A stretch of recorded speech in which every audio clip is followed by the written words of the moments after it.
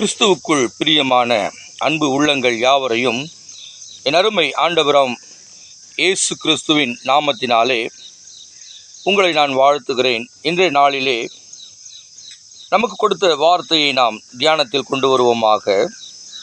சங்கீதம் 71 சங்கீதத்திலே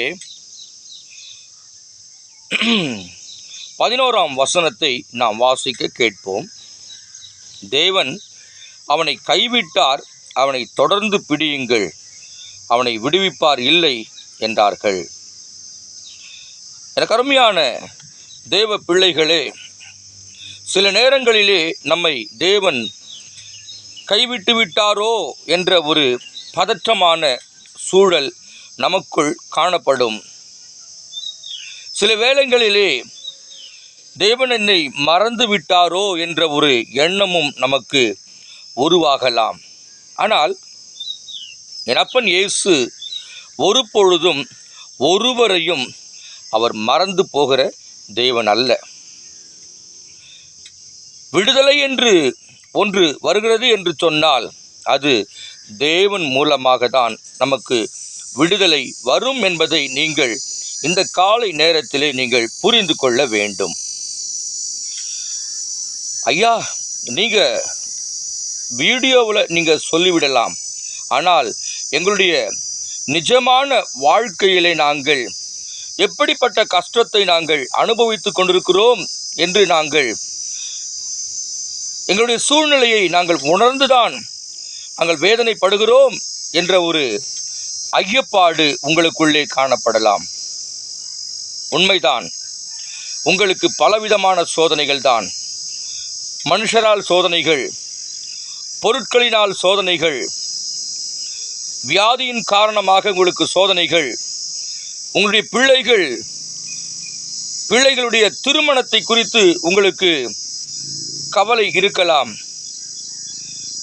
பணம் எனக்கு கிடைக்கவில்லை என்ற ஒரு அச்சம் உங்களுக்குள் இருக்கலாம்.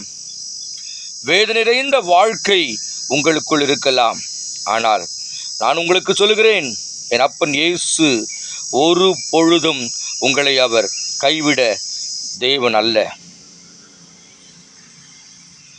கைவிடுகிற தேவன் அல்ல. எப்பொழுதும் உங்களை நோக்கி அவர் சிந்தித்துக் கொண்டிருக்கிறார். பிரியமானவர்களே, கவனியுங்கள். தேவன் அவனை கைவிட்டார், அவனை தொடர்ந்து பிடியுங்கள்.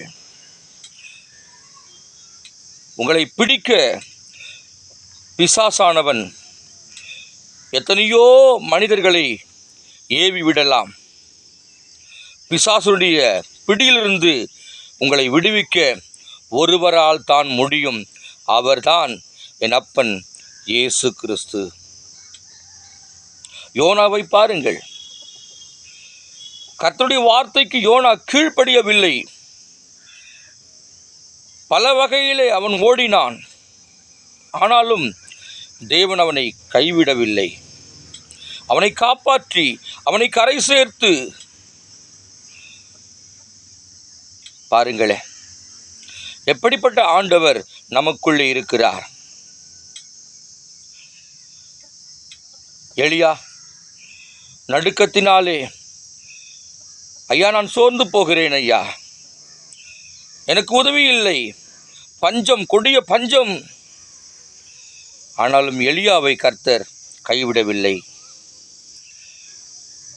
அவன் மூலமாக, எலியாவின் மூலமாக சாரிபாத்தினுடைய கிராமத்தையே கர்த்தர் ஒரு பாதுகாப்புக்குள் கொண்டு வந்தார். எனக்கு அருமையான தேவ ஜனங்களே, இயேசு உங்களை கைவிட்டார் என்ற ஒரு சூழ்நிலை உங்களுக்கு காணப்படுகிறதா? நான் உங்களுக்கு இந்த காலை நேரத்திலே சொல்லிக் கொடுக்கிறது என்னவென்று சொன்னால், இயேசு உங்களை ஒருபொழுதும் கைவிட மாட்டார். விடுதலை கொடுக்கிறவர் இயேசு.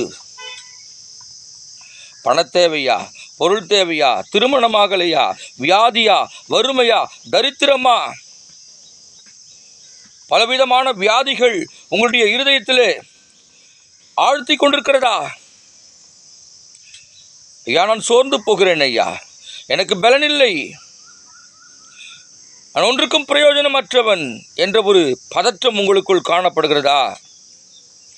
தேவனை நோக்கி பாருங்கள்.